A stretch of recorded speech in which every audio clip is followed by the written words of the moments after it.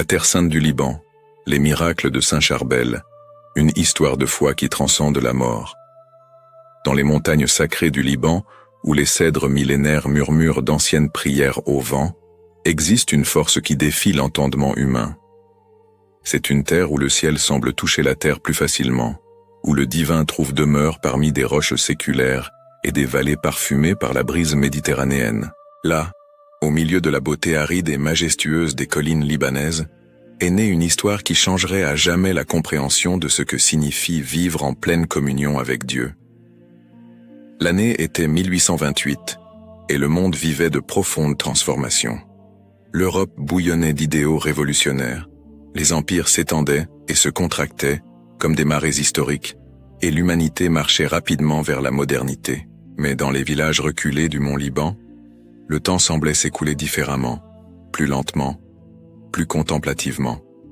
C'était comme si ces montagnes gardaient des secrets éternels, préservant des traditions et une spiritualité qui résistaient aux changements tumultueux du monde extérieur. Beka Kafra était l'un de ces villages qui semblaient exister hors du temps. Petit, humble, accroché aux flancs rocheux comme une prière murmurée, le village respirait la simplicité et la foi. Ces maisons de pierre, construites à la main par les habitants, formaient une mosaïque harmonieuse sur le paysage montagneux. Les chemins étroits serpentaient entre des murets où poussaient des oliviers centenaires et des figuiers qui donnaient des fruits doux comme le miel. C'était un endroit où chaque naissance était célébrée comme un miracle, où chaque mort était pleurée comme une perte personnelle pour la communauté entière. Les femmes tissaient des histoires en même temps que leurs tapis, et les hommes cultivaient la terre avec la même dévotion qu'ils cultivaient leurs prières. La cloche de la petite église retentissait 3 fois par jour, appelant chacun à l'Angélus, et même les plus occupés interrompèrent leurs activités pour répondre à l'appel sacré. Dans ce décor de beauté austère et de foi profonde, vivait une famille qui se distinguait par sa piété et son amour pour Dieu. Les Maklouf étaient connus dans toute la région non seulement pour leur honnêteté en affaires, mais principalement pour la vie de prière qu'ils menaient. Leur maison était toujours ouverte aux nécessiteux, et il n'était pas rare que des voyageurs y trouvent non seulement un abri pour la nuit, mais aussi des paroles de réconfort et de force spirituelle. Antoun Zarour Maklouf était un homme de peu de mots, mais d'une foi inébranlable. Ses mains calleuses par le dur labeur de la terre racontèrent l'histoire d'une vie dédiée au soutien de sa famille et au service du prochain.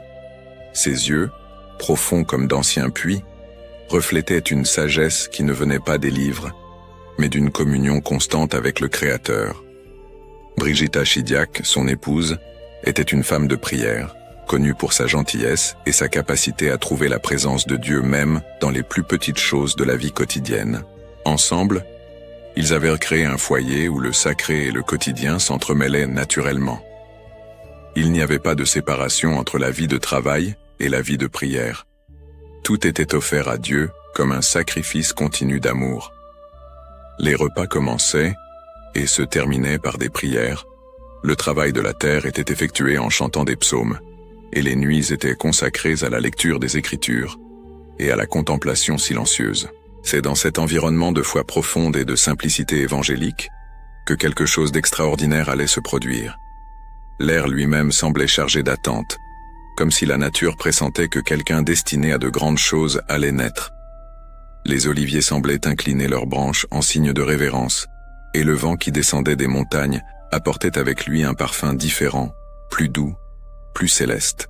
Lorsque Brigitta commença à ressentir les premières douleurs de l'accouchement, ce matin de mai 1828, elle ne pouvait imaginer qu'elle allait donner naissance non seulement à un fils, mais à un futur saint. Le ciel était particulièrement clair ce jour-là, et une lumière dorée baignait la petite maison de pierre où se déroulait le miracle de la vie. C'était comme si le ciel lui-même préparait un berceau digne de recevoir celui qui serait appelé à une mission spéciale. Les voisins, suivant la tradition du village, se sont rassemblés à l'extérieur de la maison pour offrir leurs prières et leur soutien. C'était un moment de profonde communion, où tout le village se transformait en une seule famille, unie par la foi et l'amour fraternel. Les femmes plus expérimentées assistaient en Brigitta avec des mains habiles et des cœurs pleins de tendresse, tandis que les hommes attendaient dans un silence respectueux, leurs prières montant au ciel comme de l'encens. Et puis au moment où le soleil atteignait son zénith dans le ciel, le premier cri de l'enfant a retenti. C'était un son différent. Non seulement la protestation naturelle d'un nouveau-né contre le monde froid, mais quelque chose qui semblait porter en soi une musique céleste. Les sages-femmes se sont regardées avec étonnement, car elles n'avaient jamais entendu un pleur de bébé sonner si sacré. Youssef Antoun Makhlouf était venu au monde, mais dès les premiers instants de sa vie, il était évident qu'il ne s'agissait pas d'un enfant ordinaire. Il y avait quelque chose dans ses yeux, même dans les premiers jours de sa vie, qui parlait d'une âme déjà en communion avec le divin. C'était comme s'il était né déjà en conversant avec Dieu, déjà immergé dans une réalité spirituelle que peu d'adultes parvenaient à atteindre. La nouvelle de la naissance se répandit dans le village avec la rapidité du vent des montagnes, et avec elle, commencèrent les premiers récits de choses extraordinaires. Certains juraient avoir vu une lumière spéciale briller sur la maison des Makhlouf la nuit de la naissance. D'autres parlaient d'un parfum inexplicable qui flottait dans l'air autour du bébé. C'étaient des signes subtils, mais pour ceux qui avaient des yeux pour voir, ils indiquaient clairement que Dieu avait envoyé quelqu'un de spécial pour bénir cette terre. Les premières années de Youssef furent marquées par une tranquillité qui frôlait le surnaturel. Tandis que d'autres enfants pleuraient et faisaient des caprices, il semblait exister dans un état de paix constante, comme s'il comprenait déjà intuitivement que toute la création était bonne et que Dieu était présent à chaque instant. Ses parents remarquèrent très tôt que le garçon avait une inclination naturelle pour le silence et la contemplation. Encore très jeune, Youssef montrait une préférence à rester seul, non par timidité ou asocialité, mais par une attirance irrésistible pour la prière. En jouant, ses jeux se transformaient souvent en actes d'adoration. Il construisait de petits autels avec des pierres qu'il trouvait, arrangeait des fleurs sauvages comme offrandes, et passait de longues périodes en silence, les yeux fermés, dans une attitude de profond recueillement. Brigitta observait son fils avec un mélange d'admiration et de préoccupation maternelle. C'était merveilleux de voir un si jeune enfant manifester un tel amour pour Dieu, mais cela suscitait aussi des questions sur le type de vie qui l'attendait. Les nuits silencieuses, elle s'agenouillait au chevet du garçon et priait pour que Dieu lui donne la sagesse d'élever cette âme spéciale de la manière qu'il le désirait. Antoun, de son côté, reconnaissait en son fils un reflet de sa propre foi, mais intensifié d'une manière qu'il n'avait jamais expérimentée. Le garçon semblait être né possédant déjà une intimité avec Dieu, que d'autres mettaient des décennies à atteindre. Il était courant de le trouver tôt le matin encore dans son lit, mais les yeux ouverts fixant le ciel à travers la petite fenêtre, comme s'il conversait avec quelqu'un d'invisible. En grandissant, Youssef commença à manifester une compréhension précoce des choses spirituelles. Lorsque la famille se réunissait pour les prières du matin et du soir, il était toujours le premier à se positionner, et son attention ne vacillait jamais. Même pendant les prières les plus longues, il restait immobile, absorbé dans une contemplation qui semblait le transporter au-delà des limites de l'enfance. Le village entier commença à remarquer la singularité du garçon. Quand il eut 5 ans, il était déjà connu pour sa piété extraordinaire. Les voisins commencèrent à solliciter les parents pour raconter les petits miracles dont ils étaient témoins. Une fois, lors d'une sécheresse sévère qui menaçait de détruire les récoltes, Youssef fut retrouvé seul dans le champ, agenouillé parmi les plantes flétries, priant les larmes aux yeux. Le même après-midi, des pluies abondantes tombèrent sur la région, sauvant la récolte. En une autre occasion, lorsqu'une épidémie de fièvre frappa plusieurs familles du village, le garçon insista pour accompagner sa mère lors de ses visites aux malades. Partout où il allait, il emportait avec lui une présence de paix qui semblait accélérer la guérison des malades. Les médecins de la ville, appelés pour traiter les cas les plus graves, commentaient entre eux l'amélioration inexplicable des patients après les visites de la famille Makhlouf. Mais c'est à l'église que la nature spéciale de Youssef se révélait de la manière la plus évidente. Dès qu'il apprit à marcher, il se dirigeait directement vers le tabernacle chaque fois qu'il entrait dans le temple. Il restait là, à genoux, immobile pendant des périodes qui impressionnaient même les adultes les plus dévots. Le curé du village, un homme sain mais pragmatique, s'inquiéta initialement de ce qu'il considérait comme un comportement excessif pour un enfant. Cependant, avec le temps, il comprit qu'il était face à quelque chose de surnaturel. Ce garçon ne prie pas, commenta le prêtre à son épouse un après-midi. Il vit dans une prière constante. C'est comme si Dieu avait choisi une âme et l'avait placée parmi nous pour nous rappeler comment nous devrions être. L'éducation de Youssef suivait les schémas simples de l'époque et de la région. Il apprit à lire et à écrire avec le curé local, mais sa véritable éducation venait de la contemplation et d'une vie de famille profondément chrétienne. Les livres qui l'attiraient le plus étaient les vies des saints et, principalement, les textes sur les pères du désert, ces premiers moines qui avaient cherché Dieu dans la solitude et le silence. Quand il eut 10 ans, un événement allait changer définitivement le cours de sa vie. 2 de ses oncles, les frères de sa mère, avaient embrassé la vie érémitique dans les montagnes proches. Ils vivaient dans des grottes naturelles, dédiant entièrement leurs existences à la prière, au jeûne et à la pénitence. La famille maintenait un contact sporadique avec eux, leur apportant des vivres et des nouvelles du village lors d'occasions spéciales.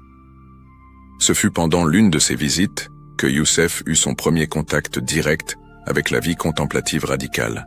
En voyant ses oncles, vêtus d'habits grossiers, les visages marqués par les privations mais illuminés par une joie intérieure indescriptible, le garçon sentit quelque chose s'éveiller en son âme. C'était comme si une voix intérieure lui murmurait que c'était là le chemin pour lequel il était né. Les ermites, quant à eux, reconnurent immédiatement la vocation spéciale de leur neveu. « Cet enfant, dit l'un d'eux aux parents, n'appartient pas au monde. Dieu l'appelle à quelque chose de plus grand. Ne vous opposez pas à la volonté du Très-Haut. » À partir de cette rencontre, Youssef commença à manifester un désir de plus en plus fort de suivre le chemin de la vie religieuse.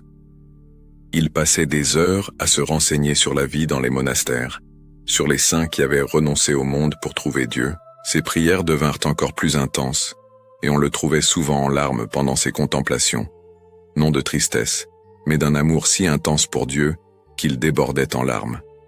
Les années de l'adolescence apportèrent à Youssef non pas les tourments typiques de l'âge, mais une certitude de plus en plus cristalline quant à son destin.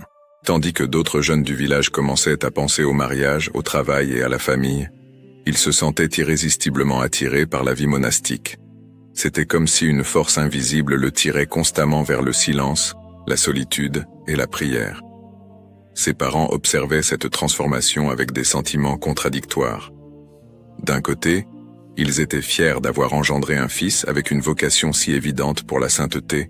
De l'autre, ils éprouvaient la douleur naturelle des parents qui voient un enfant se préparer à quitter le monde qu'ils connaissent. Brigitta, surtout, passait de longues nuits en prière, demandant à Dieu de lui donner la force d'accepter sa volonté, même si cela signifiait renoncer à son fils bien-aimé. La décision finale vint d'une manière à laquelle aucun d'eux ne s'attendait. Un matin de printemps, quand Youssef eut 23 ans, il se réveilla avec une certitude absolue que le moment était venu de suivre son appel. Il n'y eut aucune hésitation, aucun doute. C'était comme si le Christ en personne était apparu pendant la nuit et lui avait donné des instructions claires sur ce qu'il devait faire. « Père, mère, dit-il pendant le petit déjeuner, avec une sérénité qui impressionna la famille, le temps est venu pour moi de suivre le chemin auquel Dieu m'appelle.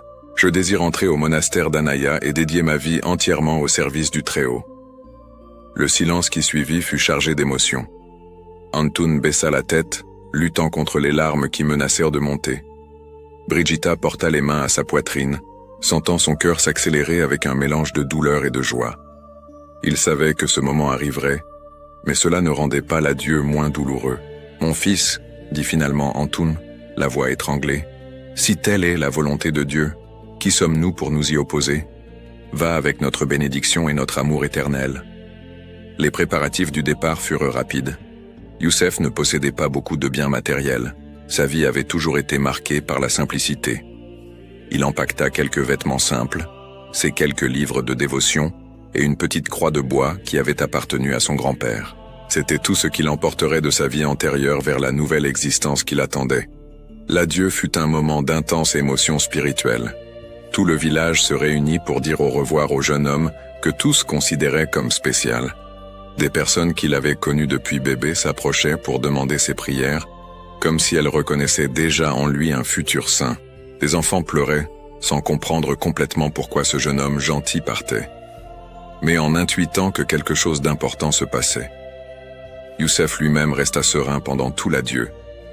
Il embrassa chaque personne avec tendresse, remercia pour les prières et l'affection, mais ses yeux étaient déjà tournés vers l'horizon, vers le monastère qui l'attendait dans la vallée lointaine. C'était comme si une partie de lui était déjà partie, vivait déjà la vie à laquelle il se sentait appelé. La marche jusqu'au monastère d'Anaya fut un cheminement tant physique que spirituel. Youssef parcourut les chemins montagneux, le cœur débordant de joie et d'attente. Chaque pas le rapprochait non seulement de sa destination géographique, mais de son destin spirituel. Les paysages qu'il traversait, vallées verdoyantes, ruisseaux cristallins, bois parfumés, semblaient chanter un hymne de louange qui résonnait dans son âme. Quand il aperçut enfin les murs du monastère, son cœur battit la chamade d'émotion. Là se trouvait l'endroit où il passerait le reste de sa vie, où il se livrerait complètement au service de Dieu. Les tours de l'église monastique se découpaient sur le ciel bleu, comme des doigts pointant vers le ciel, lui rappelant que toute la vie de cette communauté était tournée vers les choses d'en haut. Le monastère d'Anaya était un véritable joyau de l'architecture religieuse libanaise. Construit au fil des siècles par des générations de moines dévots, il combinait fonctionnalité et beauté d'une manière qui élevait l'esprit de ceux qui le contemplaient. Ses épais murs de pierre parlaient de solidité et de permanence, tandis que les jardins intérieurs murmuraient des promesses de paix et de contemplation. En étant reçu par le supérieur de la communauté, Youssef sentit immédiatement qu'il avait trouvé sa vraie demeure.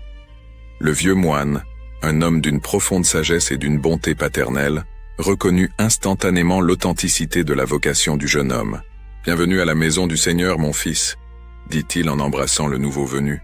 « Que Dieu fasse de vous le religieux qu'il désire. » L'entrée de Youssef dans la vie monastique marqua le début d'une transformation qui impressionnerait même les religieux les plus expérimentés. Dès les premiers jours, il démontra une adaptation à la vie communautaire qui semblait surnaturelle. Tandis que d'autres novices luttaient contre le mal du pays, les difficultés de la discipline rigoureuse et les défis de la vie en commun, il plongea dans la routine monastique comme quelqu'un qui arrivait enfin à l'endroit pour lequel il était né. Le réveil quotidien avait lieu à 3 heures du matin lorsque le cloche du monastère résonnait dans les couloirs silencieux, appelant les moines aux premières prières du jour. Youssef était toujours parmi les premiers à se lever, se mouvant dans l'obscurité avec une certitude qui témoignait d'un don total à cette vie. Dans les premiers jours, le maître des novices l'observait attentivement, attendant des signes de difficulté ou de résistance, mais ne trouvait qu'une acceptation sereine de toutes les exigences de la vie religieuse. Pendant les prières matinales dans la chapelle, quand les voix des moines s'élevaient en chant grégorien, Youssef restait absorbé dans une contemplation qui semblait le transporter au-delà des murs du temple. Ses compagnons notaient qu'il ne regardait jamais autour de lui, ne montrait jamais de distraction ou de fatigue, même pendant les vigiles les plus longues. C'était comme s'il avait trouvé une source inépuisable d'énergie spirituelle qui le soutenait à travers toutes les pratiques ascétiques. Quand vint le moment de choisir son nom religieux, suivant la tradition monastique, Youssef demanda à être appelé Charbel, en l'honneur d'un martyr du IIe siècle qui avait donné sa vie pour le Christ. Ce choix révélait beaucoup sur la manière dont il percevait sa propre vocation, non seulement comme une vie de prière et de pénitence, mais comme un martyr quotidien, une mort au monde qui lui permettrait de vivre entièrement pour Dieu. La période du noviciat, traditionnellement un temps d'épreuve et de discernement, se déroula pour Charbel de manière presque idyllique. Il absorbait les enseignements des maîtres, comme une éponge assoiffée absorbe l'eau. Il étudiait les règles de l'ordre non comme des obligations à remplir, mais comme des invitations à la sainteté qu'il recevait avec gratitude. Son humilité impressionnait même les moines les plus anciens, qui voyaient en lui une pureté d'intention rarement rencontrée même parmi des religieux expérimentés. La vie de travail manuel, partie essentielle de la spiritualité monastique, révéla d'autres dimensions de la personnalité de Charbel. Toute tâche qui lui était confiée, du nettoyage des couloirs au travail dans les champs, était exécutée avec la même dévotion qu'il consacrait aux prières liturgiques. On voyait clairement que pour lui, il n'y avait pas de séparation entre la prière et le travail. Tout était offert à Dieu comme un sacrifice continu d'amour. pendant les travaux dans le jardin du monastère, les autres moines le trouvaient fréquemment murmurant des prières, tout en prenant soin des plantes. Il y avait quelque chose dans sa manière de toucher la terre, d'arroser les fleurs, de tailler les arbres, qui transformait ses activités simples en actes d'adoration. Les plantes, sous ses soins, semblaient fleurir plus abondamment, comme si elles répondaient à la sainteté qui émanait de ses mains. Le silence, l'une des pratiques les plus exigeantes de la vie monastique, devint pour Charbel non pas une discipline difficile, mais un environnement naturel où son âme trouvait le repos. Tandis que d'autres novices luttaient contre la tentation de rompre le silence par des conversations inutiles, il semblait exister naturellement dans un état de recueillement intérieur qui rendait les mots superflus. Lorsque les règles permettèrent la conversation, ses paroles étaient toujours rares, mais empreintes de sagesse et de bonté. Il ne parlait jamais de lui-même, ne se plaignait jamais des difficultés, ne critiquait jamais aucun aspect de la vie communautaire. Ses conversations gravitaient toujours autour de sujets spirituels, et il avait le don de trouver la présence de Dieu dans les moindres détails de la vie quotidienne. Les supérieurs du monastère observèrent ses progrès avec une admiration croissante. Il était évident qu'ils étaient en présence d'une vocation exceptionnelle, quelqu'un qui non seulement suivait les règles monastiques, mais les transcendait par un don total de soi, qui transformait chaque précepte en un acte d'amour. Il fut donc décidé d'accélérer son processus de formation, lui permettant de faire ses vœux perpétuels plutôt que de coutume. Le jour des vœux solennels fut marqué par une émotion particulière que toutes les personnes présentes purent ressentir. Lorsque Charbel se prosterna devant l'autel et prononça sa promesse d'obéissance, de chasteté et de pauvreté, ses paroles résonnèrent dans la chapelle avec une conviction qui semblait venir directement du ciel. Certains moines plus âgés commentèrent par la suite n'avoir jamais été témoins d'une profession religieuse aussi touchante et authentique. « Moi, frère Charbel, dit-il d'une voix ferme mais étranglée par l'émotion, je promets devant Dieu et cette sainte communauté de vivre dans l'obéissance, la chasteté et la pauvreté tous les jours de ma vie, recherchant uniquement la gloire du Très-Haut et le salut des âmes. » Ce furent des mots simples, mais prononcés avec une sincérité qui toucha le cœur de toutes les personnes présentes. À partir de ce moment, Charbel devint officiellement un moine de l'ordre maronite, mais pour lui, cette cérémonie ne représentait que la confirmation externe d'une réalité qu'il vivait déjà depuis longtemps. Sa vie ne changea pas significativement après les vœux, car il vivait déjà avec la radicalité de celui qui s'était complètement livré à Dieu. Avec les vœux perpétuels, Charbel plongea encore plus profondément dans la vie de contemplation qui caractériserait toute son existence monastique. Sa routine quotidienne devint un modèle de régularité et de ferveur qui impressionnait même les religieux les plus anciens. Il se levait invariablement avant le son de la cloche, profitant de ces moments de silence absolu pour une prière personnelle qui préparait son âme aux prières communautaires qui allaient en suivre. Pendant la prière matinale à la chapelle, Charbel se positionnait toujours au même endroit, discret mais proche du tabernacle. Sa posture pendant les longues heures d'office liturgique ne vacillait jamais. Il restait droit, immobile, les yeux clos la majeure partie du temps, mais avec une expression de sérénité qui témoignait d'une profonde communion intérieure. Les autres moines commencèrent à remarquer que sa présence à la chapelle semblait intensifier la dévotion de toute la communauté. L'Eucharistie devint le centre absolu de sa vie spirituelle. Lorsqu'il fut ordonné prêtre, quelques années après les vœux perpétuels, sa manière de célébrer la messe émut profondément tous ceux qui y assistaient. Chaque geste, chaque mot de la liturgie, était prononcé avec une révérence qui transformait la célébration en une véritable théophanie.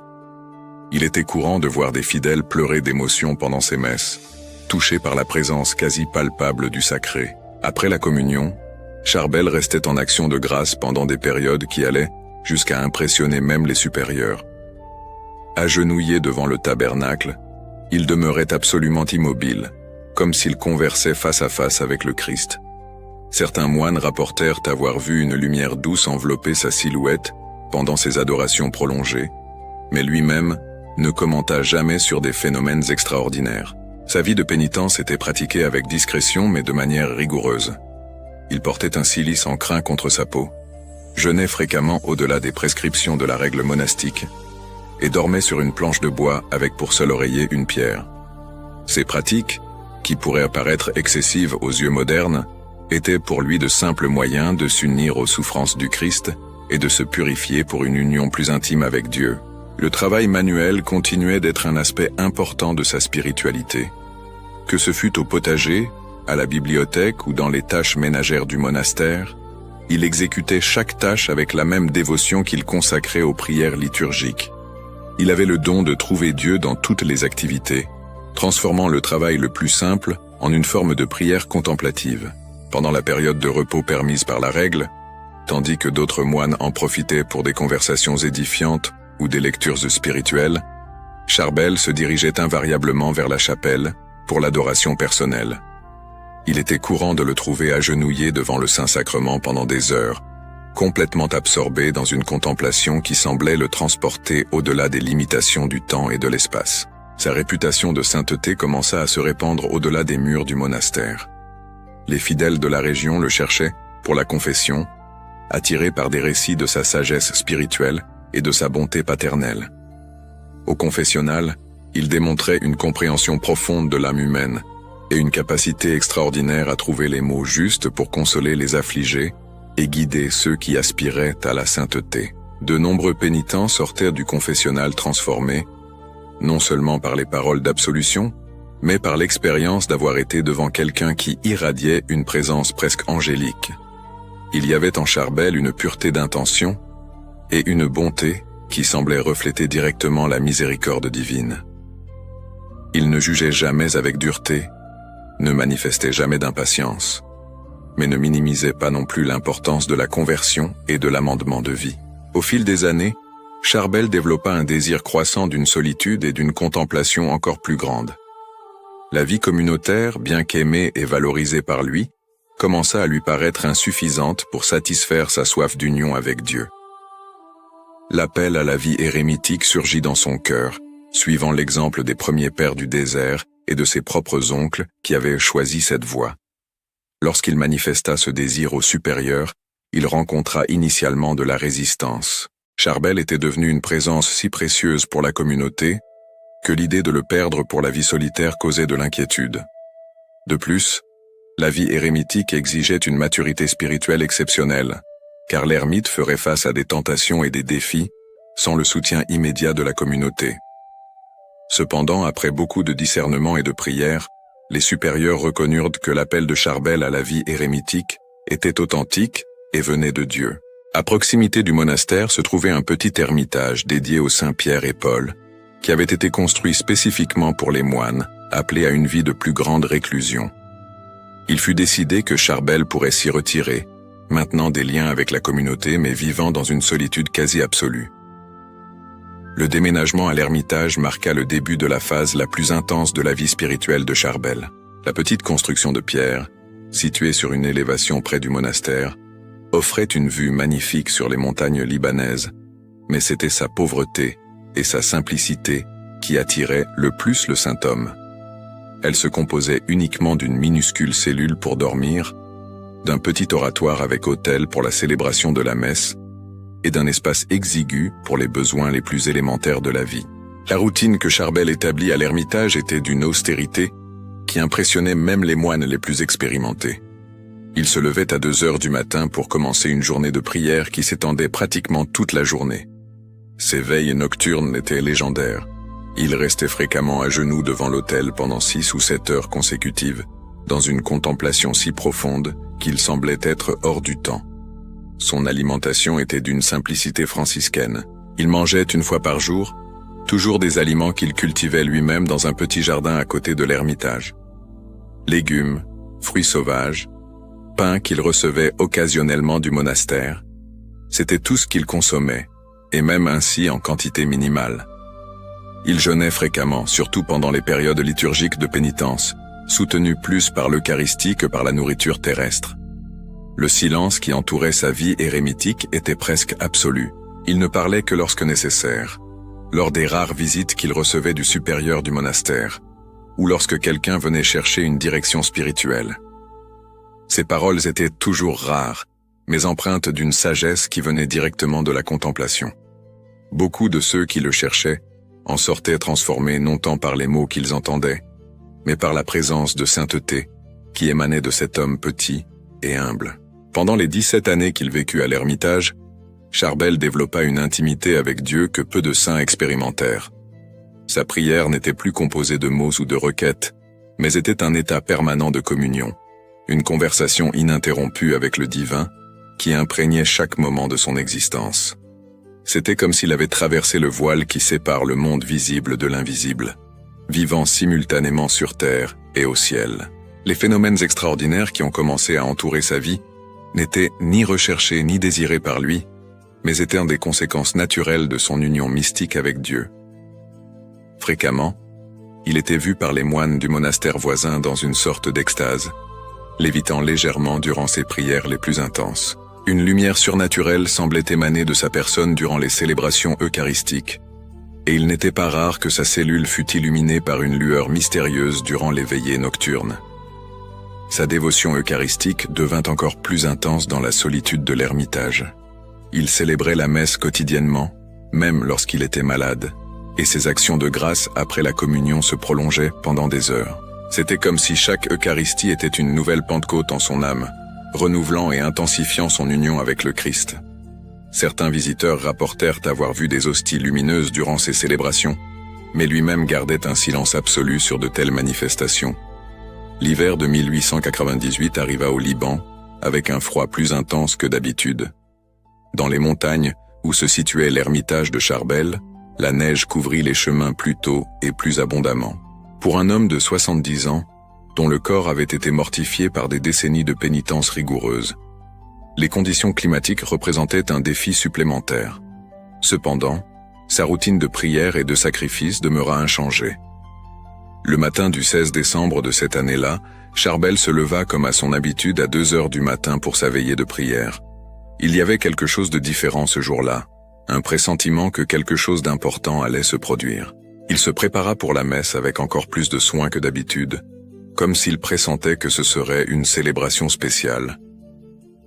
Pendant la prière préparatoire avant la messe, il demeura agenouillé devant l'autel plus longtemps que de coutume. Ceux qui le connaissaient bien auraient remarqué que son visage semblait plus lumineux, ses gestes plus révérencieux, comme s'il se préparait non seulement à célébrer l'Eucharistie, mais à une rencontre définitive avec l'aimé de son âme. Quand il commença la célébration de la messe en ce froid matin de décembre, chaque mot de la liturgie s'échappait de ses lèvres comme une prière passionnée. Arrivant au moment de la consécration, il éleva l'hostie avec des mains qui tremblaient non pas de vieillesse ou de faiblesse, mais d'une émotion spirituelle indescriptible. C'était comme s'il offrait non seulement le pain qui devenait le corps du Christ, mais sa propre vie comme sacrifice ultime. Ce fut en ce moment suprême, alors qu'il prononçait les paroles sacrées de la transsubstantiation, que Dieu décida d'appeler son fidèle serviteur à l'éternité. Un accident vasculaire cérébral subit frappa Charbel au moment le plus sacré de la messe, lorsque le ciel et la terre se rencontraient dans le miracle eucharistique. Ses genoux fléchirent, ses mains se desserrèrent, et il tomba doucement à côté de l'autel, comme s'il se prosternait dans une adoration finale. Les moines du monastère, inquiets de son absence à l'heure habituelle où il avait coutume d'apparaître, se dirigèrent vers l'Ermitage et le trouvèrent inconscient à côté de l'autel, l'hostie consacrée encore dans ses mains. Il fut transporté de nouveau au monastère, où il reçut les derniers sacrements avec une lucidité qui impressionna tout le monde. Bien qu'il ne pût pas parler, ses yeux brillaient d'une paix qui témoignait d'une âme déjà préparée à la rencontre avec Dieu. Pendant 8 jours, Charbel demeura dans une sorte de coma mystique, respirant doucement, le visage serein comme s'il contemplait des visions célestes.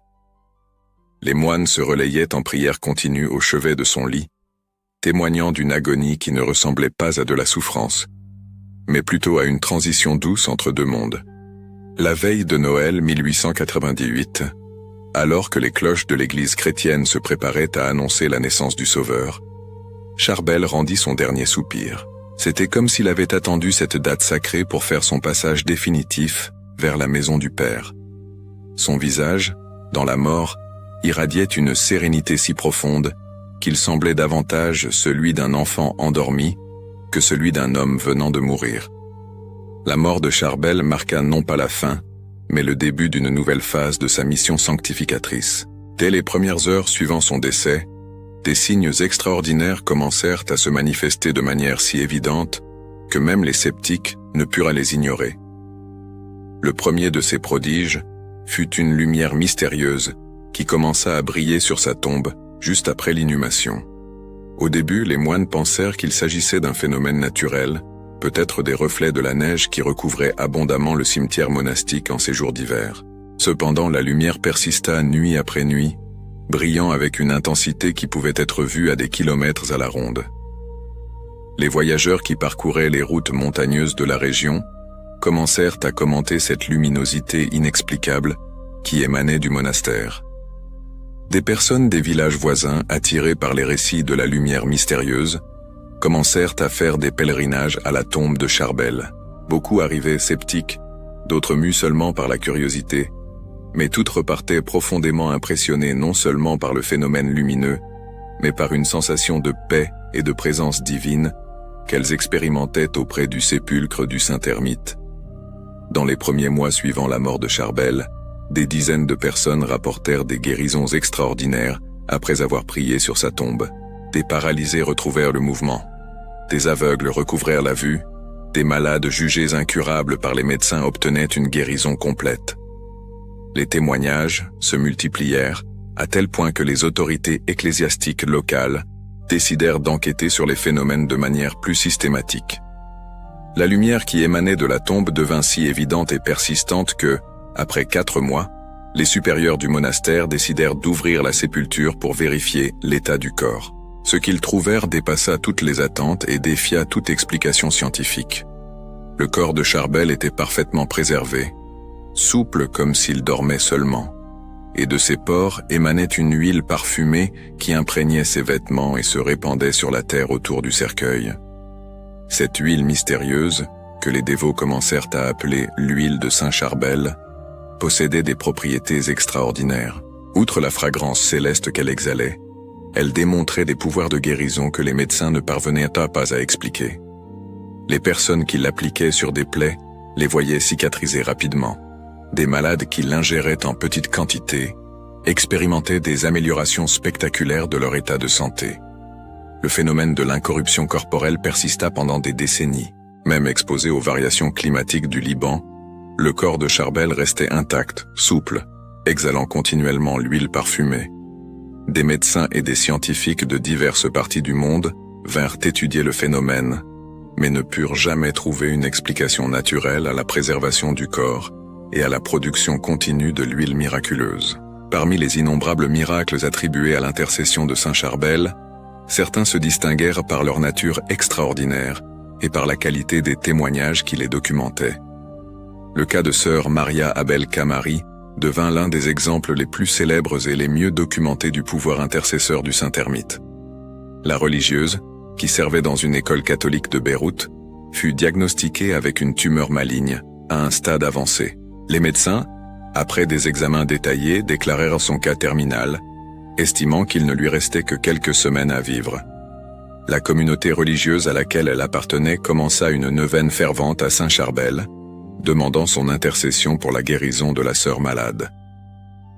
La 9e nuit de la neuvaine, sœur Maria Abel eut une vision extraordinaire. Saint Charbel lui apparut pendant son sommeil, vêtu de son habit monastique, irradiant une lumière douce et portant dans ses mains une fiole de l'huile sacrée. Dans le rêve, le saint s'approcha d'elle, toucha délicatement la région où se trouvait la tumeur et dit d'une voix douce « Lève-toi, ma fille, tu es guérie par la miséricorde de Dieu. » À son réveil, la religieuse sentit immédiatement que quelque chose avait changé dans son corps. La douleur intense qui la tourmentait avait complètement disparu, et elle se sentait saisie d'une énergie et d'une vitalité qu'elle n'avait pas éprouvée depuis des mois. De nouveaux examens médicaux confirmèrent ce qu'elle savait déjà dans son cœur. La tumeur avait complètement disparu, sans laisser la moindre trace de son existence antérieure. Un autre cas qui eut un grand impact fut celui du docteur Noad El-Chami, une médecin qui se déclarait athée et était connue pour son scepticisme à l'égard des phénomènes religieux. Elle souffrait d'une paralysie progressive qui affectait particulièrement ses bras, l'empêchant d'exercer sa profession médicale. Tous les traitements conventionnels avaient échoué, et son état continuait de se détériorer.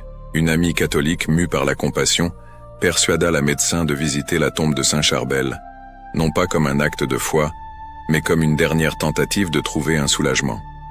Noad accepta, plus pour rassurer son amie que par une réelle attente de guérison. Pendant la visite au monastère, alors qu'elle restait sceptique et presque irritée par ce qu'elle considérait comme de la superstition, quelque chose d'extraordinaire se produisit. Elle sentit 2 incisions être pratiquées dans son cou par des mains invisibles, des coupures qui étaient à la fois douloureuses et réconfortantes. Au moment où cela se produisit, la paralysie qui l'affligeait disparut instantanément et elle retrouva complètement le mouvement de ses bras. Le plus impressionnant fut que les incisions restèrent visibles sur son cou comme des marques permanentes du miracle, des cicatrices qu'elle porta le reste de sa vie comme témoignage de l'intervention divine. L'expérience transforma complètement sa vision du monde, la conduisant à embrasser la foi catholique et à devenir l'une des plus éloquentes défenseuses de la vénération de Saint Charbel. Les archives du monastère d'Anaya conservent des milliers de témoignages similaires. Des enfants nés aveugles qui ont retrouvé la vue, des paralytiques qui ont recommencé à marcher, des couples stériles qui ont conçu des enfants, des malades en phase terminale qui ont obtenu une guérison complète. Chaque cas était soigneusement étudié et documenté, constituant une collection impressionnante de preuves du pouvoir intercesseur du saint ermite. Mais les miracles de Saint Charbel ne se limitaient pas aux guérisons physiques. De nombreux dévots rapportaient de profondes transformations spirituelles après avoir prié sur sa tombe ou invoqué son intercession. Des familles déchirées par des conflits retrouvaient la réconciliation. Des toxicomanes découvraient la force de surmonter leurs addictions. Des personnes plongées dans le désespoir trouvaient une nouvelle raison de vivre. Pendant les périodes de guerre qui ont ravagé le Liban tout au long du XXe siècle, les récits de protection miraculeuse attribués à Saint Charbel furent innombrables. Des villages entiers placés sous sa protection furent épargnés des bombardements. Des familles qui invoquaient son intercession réussissaient à fuir en sécurité des zones de conflit. Des soldats qui portaient son image revenaient indemnes des combats les plus dangereux. La réputation de sainteté de Saint Charbel se répandit rapidement bien au-delà des frontières du Liban, atteignant les communautés chrétiennes de tous les continents. Des églises dédiées au saint ermite furent construites du Brésil aux Philippines, de la France à l'Australie. Chacune de ces communautés développa ses propres traditions dévotionnelles, mais toutes unies par la vénération de cet homme simple qui choisit le silence et la prière comme chemin vers la sainteté. L'Église catholique, après de rigoureux processus d'enquête qui durèrent des décennies, reconnut officiellement la sainteté de Charbel. Sa béatification en 1965 par le pape Paul VI fut un moment de joie intense pour tout le peuple libanais et pour les dévots dispersés à travers le monde. La canonisation, célébrée en 1977, confirma définitivement ce que les fidèles savaient déjà dans leur cœur, que Dieu avait donné au monde un puissant intercesseur en la personne de cet humble moine maronite. Ce qui rend Saint Charbel particulièrement pertinent pour le monde contemporain est sa démonstration que la sainteté ne dépend pas de grands gestes publics ou d'œuvres spectaculaires, mais peut fleurir dans le silence, la prière constante et le don total à Dieu. À une époque où le bruit et l'agitation dominent la vie humaine, il offre le témoignage qu'il est possible de trouver la paix profonde et l'union divine à travers la contemplation silencieuse. Son monastère à Anaya continue d'être un centre de pèlerinage qui attire des millions de visiteurs chaque année. Des personnes de toutes religions et nationalités y viennent non seulement pour chercher des miracles physiques, mais principalement l'expérience de la présence divine qui plane encore sur ce lieu sacré. Beaucoup décrivent une sensation de paix indescriptible qu'ils ressentent en entrant dans l'ermitage où le saint vécut ces dernières années. Les traditions populaires qui se sont développées autour de Saint Charbel parlent de la continuité de sa présence spirituelle dans le monde. Des dévots rapportent des rêves où le saint apparaît pour offrir consolation ou orientation. D'autres décrivent le parfum inexplicable de fleurs qui apparaît lorsqu'ils invoquent son nom avec une foi sincère. Il y a aussi ceux qui affirment entendre des pas et des chants provenant de son ancienne cellule, pendant les nuits silencieuses, comme si le saint ermite continuait sa veillée de prière pour l'humanité. La dévotion à Saint Charbel transcende les divisions confessionnelles chrétiennes, attirant des fidèles orthodoxes, protestants et même des personnes d'autres traditions religieuses qui reconnaissent en lui un authentique homme de Dieu. Sa vie démontre que la sainteté véritable a un attrait universel, touchant les cœurs indépendamment des différences théologiques ou culturelles. Pour le monde moderne, Saint Charbel offre un modèle alternatif d'accomplissement humain. Dans une société obsédée par le succès matériel, la célébrité et la reconnaissance publique, il montre que la véritable grandeur réside dans l'intimité avec Dieu, le service silencieux et la vie de prière. Son existence austère et recueillie ne fut pas une fuite du monde, mais une manière différente de l'embrasser, priant pour l'humanité entière depuis la solitude de son ermitage. Les miracles qui continuent de se produire par son intercession sont des signes que la mort n'a pas interrompu sa mission salvifique. Au contraire, libéré des limitations du corps physique, Saint Charbel peut désormais exercer sa charité apostolique de manière encore plus étendue, atteignant instantanément n'importe quel endroit du monde où quelqu'un invoque son nom avec foi. Son héritage suprême est la démonstration qu'il est possible, même dans les circonstances les plus simples et les plus humbles, de vivre une vie d'union mystique avec Dieu, qui produit des fruits abondants pour toute l'humanité. Saint Charbel n'eut pas besoin de chair pour prêcher, de foule pour évangéliser ou de miracles de son vivant pour prouver sa sainteté. Son existence même, vécue intégralement comme une prière continue, devint la plus éloquente des prédications sur l'amour divin. Aujourd'hui, alors que le monde semble perdu entre crises spirituelles et matérielles, Saint Charbel demeure un phare d'espérance, nous rappelant que Dieu continue d'opérer des prodiges à travers ceux qui s'abandonnent complètement à son amour. Sa vie silencieuse résonne plus fort que tout discours. Son humble exemple brille plus que toute ostentation. Sa prière cachée atteint plus de cœurs que toute campagne publicitaire.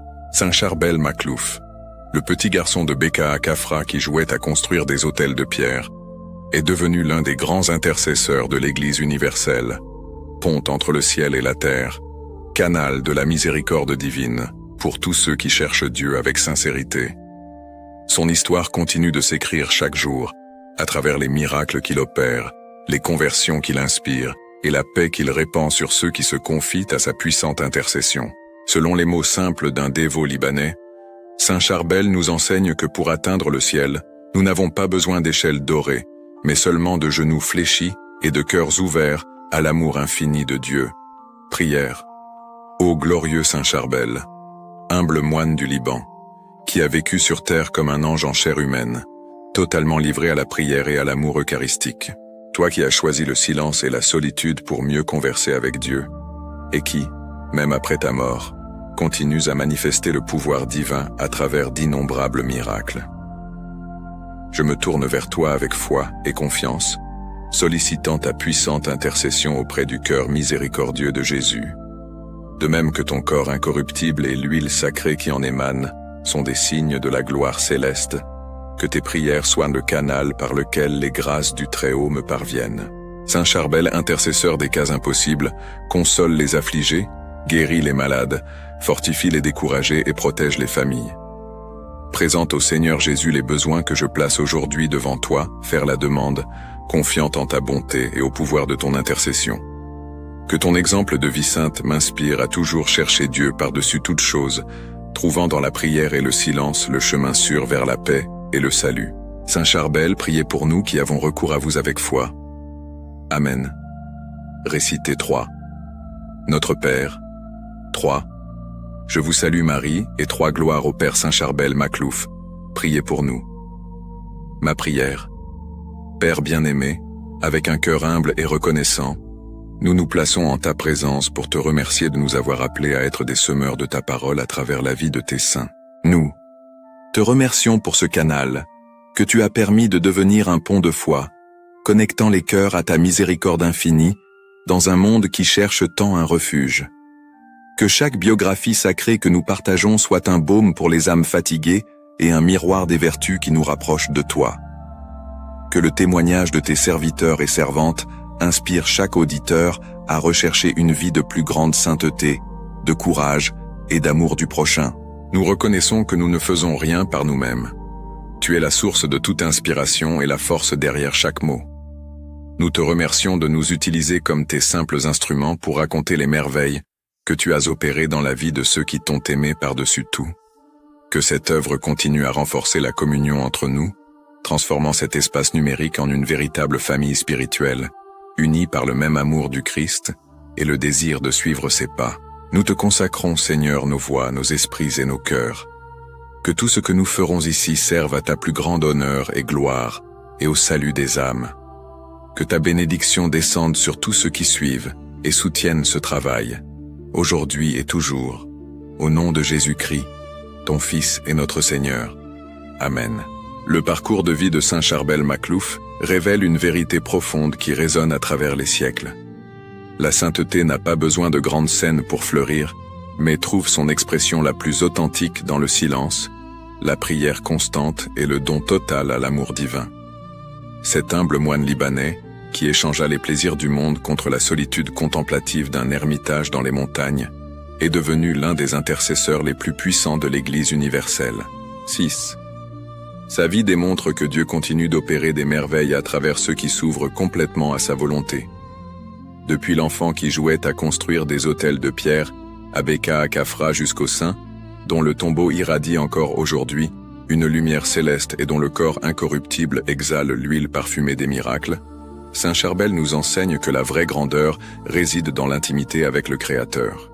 Les prodiges qui ont marqué son existence terrestre et qui continuent de se produire après sa mort ne sont pas de simples curiosités surnaturelles, mais des signes éloquents que le ciel reste proche de la terre pour ceux qui vivent en état de prière continue.